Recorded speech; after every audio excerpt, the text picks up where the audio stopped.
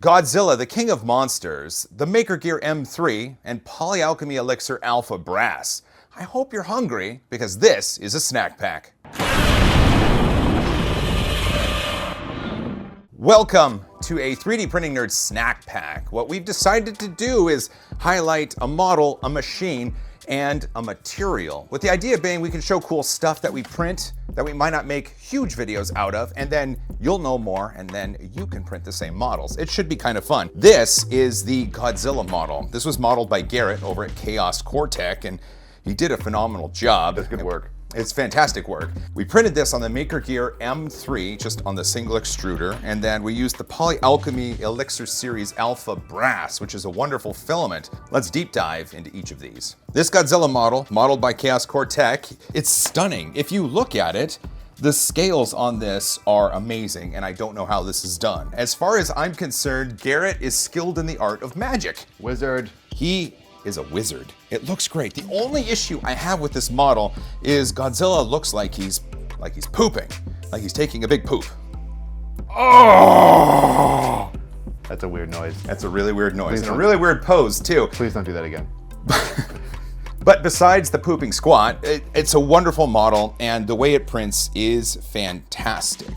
Contextually speaking, this is important because the new Godzilla movie is coming out, and that's why I think Garrett modeled it, and that's why I wanted to print it. It's out.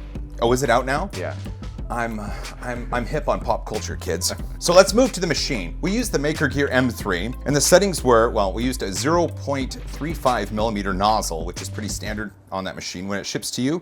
0.2 millimeter layers, 4 top, 3 bottom layers, 2 perimeters, 20% infill, because that was default. We're gonna nickname that the Sean infill. Yeah, thanks. Yeah. 215C on the nozzle, 70C on a sanded PEI bed. What I liked about the Maker Gear M3, and the reason I chose it for this model, is because it's very good, it's very precise. It has linear rails for X and for Y, and a giant, I think it's 2 ball screws on the side for Z, and the bed moves up and the nozzle travels around. A 0.35 millimeter nozzle was great for this because it was able to reproduce these scales, I think, at a great detail. Others have printed this with a 0.4 or a 0.5 nozzle, and in order for those to reproduce the scales at detail, I think you'd have to size it up a little bit. But if you look, it was fantastic. The Maker Gear M3 did a fantastic job. I know it's a dual independent extruder. I just used the one extruder. I had no issues with this print. And what's phenomenal, Sean, can you see those right there? Yeah.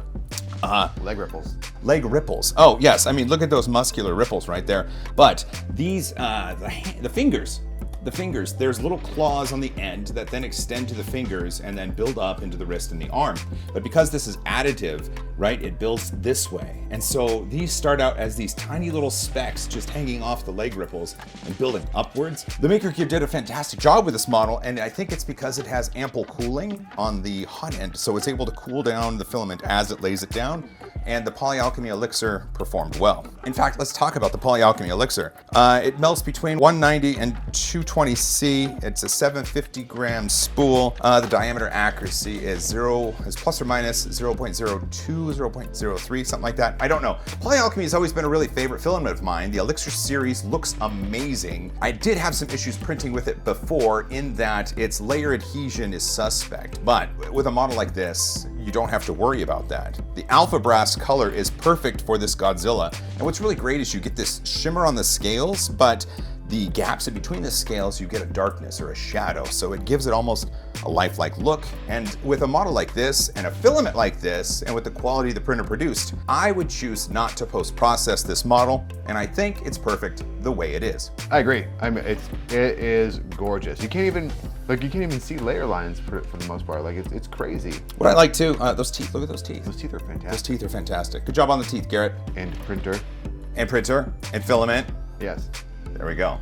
Well, that was it. That was a snack pack. We've highlighted a model, we've highlighted a machine, and we've highlighted a material. If you want more information about any of these, you can see the links in the description. If you have a model, a machine, or a material you'd like to see featured on a snack pack, leave that down in the comments. Well, that's it for now. I hope your mental curiosity was satisfied, and if you were hungry, I hope you're no longer hungry for information. Again, we featured a model, a machine, and a material, and we hope to see you on the next snack pack. Stay hungry.